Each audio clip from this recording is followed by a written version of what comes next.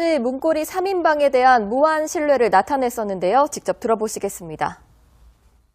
새 비서관은 교체할 그런 이유가 없다고 생각을 합니다. 그동안에 뭐 검찰은 물론이고 언론 또 그 야당 뭐 이런 데서 그냥 무슨 비리가 있나 이 샅샅이 정말 그 오랜 기간 찾았지만 그런 게 하나도 없지 않았습니까? 의혹을 받았다는 이유로 내치거나 그만두게 한다면 누가 제 옆에서 일을 할 수 있겠습니까? 이 실장님, 박근혜 전 대통령 뭐 저렇게 문고리 3인방을 신임을 했었는데 뭐 배신감을 느낄 수도 있겠다라는 생각이 듭니다. 근데 어찌됐건 이 돈을 박근혜 전 대통령이 사용을 어디에 했느냐에 따라서 박근혜 전 대통령이 받게 될 처벌도 아마 달라지지 않을까 싶은데 통치자금으로 썼다. 말하자면 측근들을 위해서 그 돈을 썼다. 뭐 이런 경우가 있을 수 있고 아니면 정말 뭐 최순실의 도피 자금으로 썼건 개인적인 뭐 의상 구입으로 썼건 개인적인 용도로 썼다. 양쪽 통치자금으로 쓴 경우하고 개인적인 용도로 쓴 경우하고 처벌이 달라집니까? 일단 통치자금의 범위가 상당히 애매해요. 그럴 경우. 그런데 만약에 그 통치자금이라는 명목이 아니라 그런 어떤 범위가 아니라 나는 이것을 뭐 청와대에 있는 사람들한테 뭐 나눠서 그걸 쓰게 했다든지 이렇게 되면 그 범죄의 범위가 굉장히 모호해지게 될 수밖에 없거든요. 왜냐하면 관례적으로 청와대에 배정돼 있는 특수활동비도 그 안에서 일정 부분이 사실 또 나눠져서 뭐 수석 비서관한테는 얼마, 비서관한테는 얼마, 행정관한테는 얼마 이렇게 나누어 쓰는 게 관례적으로 되어 왔었거든요. 자, 기억을 하실지 모르지만 탄핵 기간 동안 한 몇 개월 됐죠. 한 4개월 동안 37억이라는 특수활동비가 쓰여지게 돼요. 그래서 나중에 청와대에 추궁을 했더니 그 돈을 다 행정관까지 나누어 썼다라는 것이죠. 만약에 그것이 관례화됐다면 이 사람들은 그게 쓰는 것에 대해서 너무 정당하게 생각했을 거예요. 그러면 1년이라고 한다면 거의 한 90억 가까이가 되거든요. 자, 청와대에서 순수하게 경호실 이외의 돈으로 쓸 수 있는 돈이 한 100억 정도예요. 그러면 지난번에 37억을 만약 유치한다 그러면 그 100억이 굉장히 많은 돈들이 그렇게 관례적으로 나눠 썼겠구나라고 우리가 생각할 수 있잖아요. 그러면 대통령이 특별히 더 어떤 부서라든지 어떤 사람들한테 내가 더 주겠다. 예를 들어서 지금 3억 원이 넘는 돈을 새 비서관한테 주었다고 하죠. 문고리 3인방한테. 그런데 그렇게 주었다고 했을 때 그것을 횡령이라거나 혹은 특수활동비 범위에 더 벗어나서 이것을 범죄라고 이야기할 수 있느냐 없느냐는 건 또 좀 애매해지는 상황이 좀 되거든요. 그거는 제가 받아서 좀 말씀드리면요. 특수활동비를 그런 방식으로 썼다고 해도 범죄입니다. 이거는 청와대 특수활동비가 아니잖아요.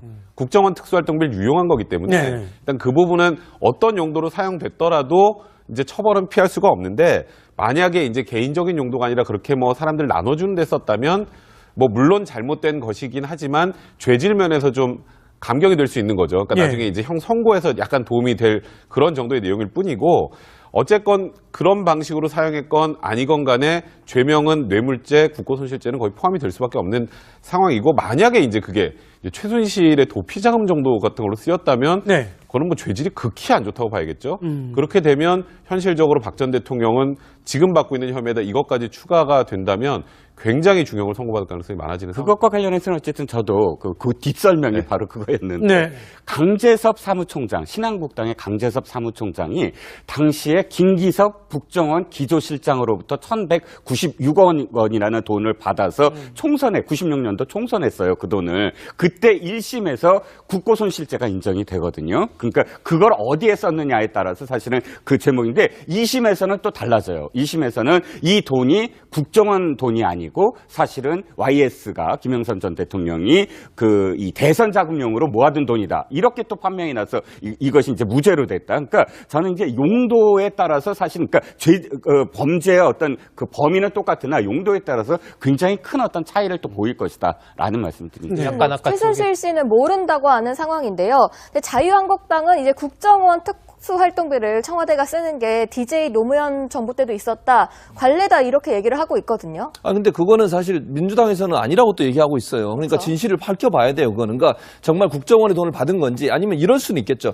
다른 부처, 예를 들면 청와대 특수활동비가 부족해서 다른 부처의 특수활동비들 일정 부분 상납받아서 쓰는 경우는 관례적으로 있어 왔대요. 예. 그러니까 그거는 국정원 돈하고 좀 차원이 다른 거잖아요. 정부 부처에서 청와대 특수활동비가 부족한 부분들을 뭐 받아가지고 쓴 경우는 있었다는 얘기가 있는데 지금 국정원 돈을 갖다 썼냐 안 썼냐는 이건 밝혀봐야 돼요. 지금은 서로 의견이 다른 상황이기 때문에 어느 의견이 맞다고 볼 수 없는 상황이고요. 다만 이제 아까 지금 두 분이 말씀하셨듯이 국정원의 돈은 국정원이 업무를 하는데 공작 업무를 하는데 쓰도록 명시가 돼 있는 거 아니에요? 네. 그 돈을 가져다가 대통령이 마음대로 사적으로 썼다 하면 이건 분명히 횡령이잖아요. 아니 원래 예산이 항목이 있고 그 항목에 맞게 돈을 쓰는 게 맞는 건데 그 항목에 맞지 않게 국정원 돈을 빼내가지고 대통령이 개인적으로 누구한테 돈을 주고 이게 어떻게 관례가 될 수 있습니까? 네. 그럼 법을 어기는 행위고요. 처벌받아야 마땅한 행위라고밖에 볼 수 없는 거죠. 까지 문고리 3인방에 대한 무한 신뢰를 나타냈었는데요. 직접 들어보시겠습니다.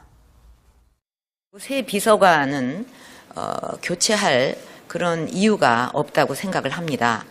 그동안에 뭐 검찰은 물론이고 언론 또 그 야당 뭐 이런 데서 그냥 무슨 비리가 있나 이 샅샅이 정말 그 오랜 기간 찾았지만 그런 게 하나도 없지 않았습니까? 의혹을 받았다는 이유로 내치거나 그만두게 한다면 누가 제 옆에서 일을 할 수 있겠습니까? 이 실장님, 박근혜 전 대통령 뭐 저렇게 문고리 3인방을 신임을 했었는데 뭐 배신감을 느낄 수도 있겠다라는 생각이 듭니다. 근데 어찌됐건 이 돈을 박근혜 전 대통령이 사용을 어디에 했느냐에 따라서 박근혜 전 대통령이 받게 될 처벌도 아마 달라지지 않을까 싶은데 통치자금으로 썼다. 말하자면 측근들을 위해서 그 돈을 썼다. 뭐 이런 경우가 있을 수 있고 아니면 정말 뭐 최순실의 도피자금으로 썼건 개인적인 뭐 의상 구입비로 썼건 개인적인 용도로 썼다. 양쪽 통치자금으로 쓴 경우하고 개인적인 용도로 쓴 경우하고 처벌이 달라집니까? 일단 통치자금의 범위가 상당히 애매해요. 네. 그럴 경우. 그런데 만약에 그 통치자금이라는 명목이 아니라 그런 어떤 범위가 아니라 나는 이것을 뭐 청와대에 있는 사람들한테 뭐 나눠서 그걸 쓰게 했다든지 이렇게 되면 그 범죄의 범위가 굉장히 모호해지게 될 수밖에 없거든요. 왜냐하면 관례적으로 청와대에 배정돼 있는 특수활동비도 그 안에서 일정 부분이 사실 또 나눠져서 뭐 수석 비서관한테는 얼마, 비서관한테는 얼마, 행정관한테는 얼마 이렇게 나누어 쓰는 게 관례적으로 되어 왔었거든요. 네. 자, 기억을 하실지 모르지만 탄핵 기간 때 이것을 범죄라고 이야기할 수 있느냐 없느냐는 건 또 좀 애매해지는 상황이 좀 되거든요. 그거는 제가 봐서 좀 말씀드리면요. 특수활동비를 그런 방식으로 썼다고 해도 범죄입니다. 이거는 청와대 특수활동비가 아니잖아요. 국정원 특수활동비를 유용한 거기 때문에 일단 그 부분은 어떤 용도로 사용됐더라도 이제 처벌은 피할 수가 없는데 만약에 이제 개인적인 용도가 아니라 그렇게 뭐 사람들 나눠주는 데 썼다면 뭐 물론 잘못된 것이긴 하지만 죄질 면에서 좀 감경이 될 수 있는 거죠. 그러니까 나중에 이제 형 선고에서 약간 도움이 될 그런 정도의 내용일 뿐이고 어쨌건 그런 방식으로 사용했건 아니건 간에 죄명은 뇌물죄, 국고손실죄는 거의 포함이 될 수밖에 없는 상황이고 만약에 이제 그게 이제 최순실의 도피자금 정도 같은 걸로 쓰였다면 그거는 뭐 죄질이 극히 안 좋다고 봐야겠죠. 그렇게 되면 현실적으로 박 전 대통령은 지금 받고 있는 혐의에다 이것까지 추가가 된다면 굉장히 중형을 선고받을 가능성이 많아지는 상황. 그것과 관련해서는 어쨌든 저도 그 뒷설명이 바로 그거였는데 강재섭 사무총장 동안 한 몇 개월 됐죠. 한 4개월 동안 37억이라는 특수활동비가 쓰여지게 돼요. 그래서 나중에 추궁을 했더니 청와대에 추궁을 했더니 그 돈을 다 행정관까지 나누어 썼다라는 것이죠. 만약에 그것이 관리화됐다면 이 사람들은 그게 쓰는 것에 대해서 너무 정당하게 생각했을 거예요. 그러면 1년이라고 한다면 거의 한 90억 가까이가 되거든요.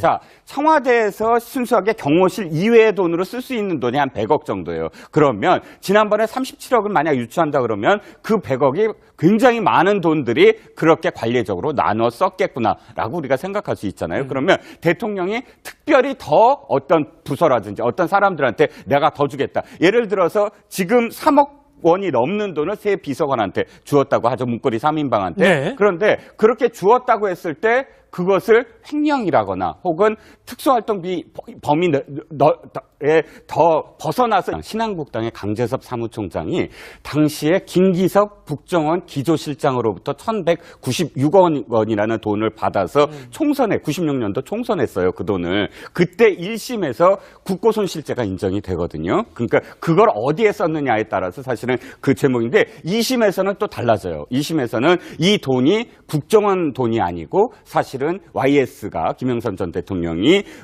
이 대선 자금용으로 모아둔 돈이다. 이렇게 또 판명이 나서 이것이 이제 무죄로 됐다. 그러니까 저는 이제 용도에 따라서 사실 그러니까 범죄의 어떤 그 범위는 똑같으나 용도에 따라서 굉장히 큰 어떤 차이를 또 보일 것이다라는 말씀드립니다. 약간 아까 최순실 씨는 모른다고 하는 상황인데요. 근데 자유한국당은 이제 국정원 특수활동비를 청와대가 쓰는 게 DJ 노무현 정부 때도 있었다. 관례다 이렇게 얘기를 하고 있거든요. 근데 그거는 사실 민주당에서는 아니라고 또 얘기하고 있어요. 그러니까 그렇죠. 진실을 밝혀봐야 돼요. 그거는. 그러니까 정말 국정원의 돈을 받은 건지 아니면